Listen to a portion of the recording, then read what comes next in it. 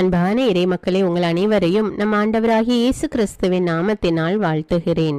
புனித வியாழன் அன்று நம் ஆண்டவராகிய இயேசு கிறிஸ்து தன்னுடைய உடலையும் இரத்தத்தையும் நமக்கு உணவாக கொடுத்து நம்மை பாவத்திலிருந்து மீட்க நற்கருணையை ஏற்படுத்தி இருக்கிறார். தன்னையே நமக்காக பலியாக ஒப்பு கொடுத்த அந்த நற்கருணை ஆண்டவரை நாம் இப்பொழுது போற்றி புகழ்ந்து ஆராதிப்போம்.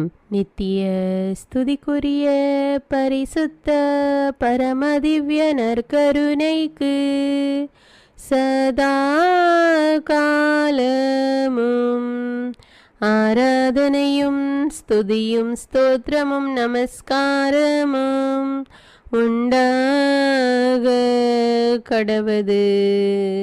நித்திய ஸ்துதிக்குரிய பரிசுத்த பரமதிவ்ய நற்கருணைக்கு சதா காலமும் ஆராதனையும் ஸ்துதியும் ஸ்தோத்திரம் நமஸ்காரமும் உண்டாக கடவது. நித்திய ஸ்துதிக்குரிய பரிசுத்த பரமதிவ்ய நற்கருணைக்கு சதா காலமும் ஆராதனையும் ஸ்துதியும் ஸ்தோத்திரமும் நமஸ்காரமும் உண்டாக கடவது. புனித லூக்கா எழுதிய தூய நற்செய்தியிலிருந்து வாசகம். அதிகாரம் 22, இறை வார்த்தைகள் 15 முதல் 20.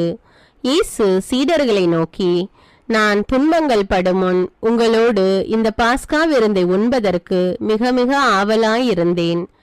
ஏனெனில் இறையாட்சியில் இது நிறைவேறும் வரை இதை நான் உண்ணமாட்டேன் என்று உங்களுக்கு சொல்கிறேன் என்றார்.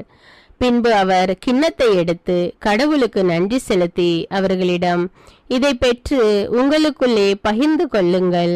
ஏனெனில் இது முதல் இறையாட்சி வரும் வரை திராட்சை பழ ரசத்தை குடிப்பதில்லை என நான் உங்களுக்கு சொல்கிறேன் என்றார்.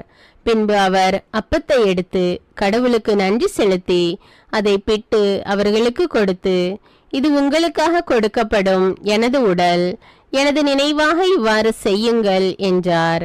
அப்படியே உணவு அருந்திய பின்பு அவர் கிண்ணத்தை எடுத்து, இந்த கிண்ணம் உங்களுக்காக சிந்தப்படுகிற எனது இரத்தத்தால் நிலைப்படுத்தப்படும் புதிய உடன்படிக்கை என்றார்.